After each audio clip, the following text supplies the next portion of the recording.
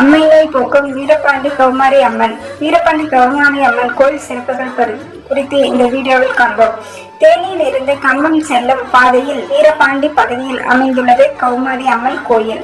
வீரபாண்டி மன்னன் மதுரையில் ஆட்சி செய்த போது ஊழ்வினையால் தனது 2 கண்களின் ஒளியை இழக்க நேரிட்டதாகவும் பின்னர் சிவனை நோக்கி தவம் மேற்கொண்டதாகவும் கூறப்படுகிறது.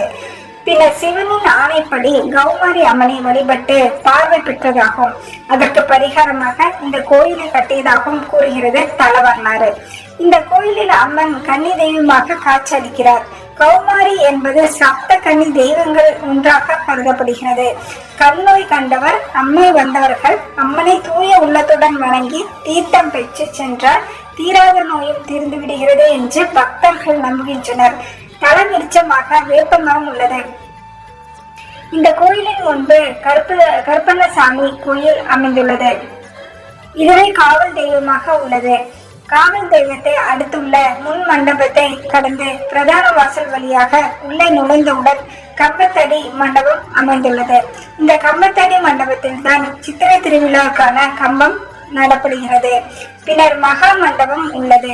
இந்த மகா மண்டபத்தில் கடந்து முன் செல்லும் போது கருவறையில் நமக்கு அன்னை கௌமாரி கன்னி தெய்வமாக சுயம்புவாக காட்சி தருகிறார். பிரகாரத்தை சுற்றி வரும்போது தெற்கே விநாயகர் கன்னிமார் தெய்வமும் வடக்கே நவகிரக மண்டபம் அமைந்துள்ளது.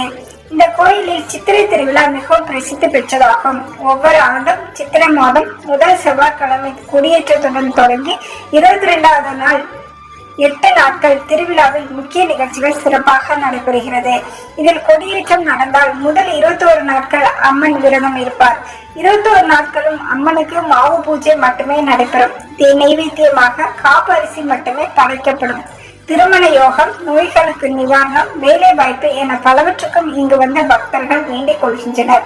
வேண்டுதல்கள் விரைவில் நிறைவேறுவதாகவும் பக்தர்கள் பரவசம் அடைகின்றனர். வேண்டிய வரம் கிடைத்தவுடன் அக்னி சட்டி எடுத்து 1000 கண்பானை சுமந்தும் மாவிளக்கு எடுத்தும் பக்தர்கள் நேர்த்தி கடன் செலுத்துகின்றனர்.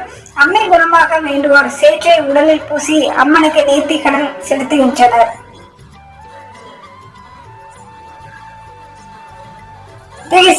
சிறப்பு வாய்ந்த கோயிலை தரிசிக்க மக்கள் அனைவரும் வரும்படி கேட்டுக்கொள்கிறார்கள்.